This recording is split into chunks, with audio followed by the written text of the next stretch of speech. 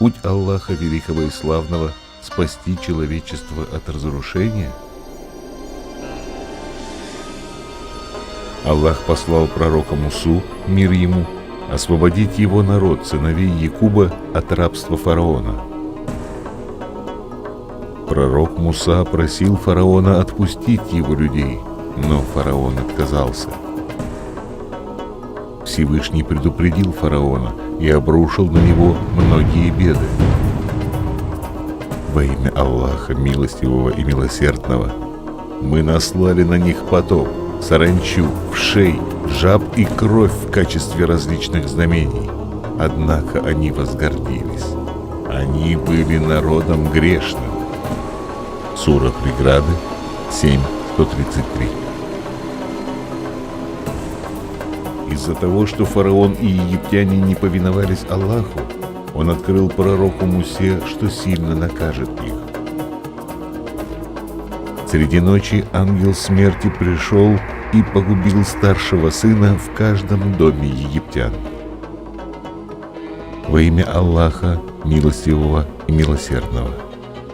Когда Вечный пройдет убивать египтян, он увидит кровь на перекладине и дверных косяках и пройдет мимо этих дверей, не позволив губителю войти в ваши дома и умертвить вас. Таурат, Исход 12:23.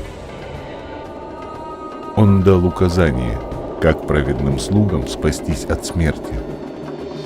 Он сказал им принести в жертву ягненка без изъяна. Заколите его и помажьте жертвенной кровью перекладину и оба дверных косяка дома. И когда ангел смерти будет проходить, увидит кровь и не войдет, и не умертвит никого в доме. Но на тех дверях, на которых не было крови, он войдет и умертвит старшего сына.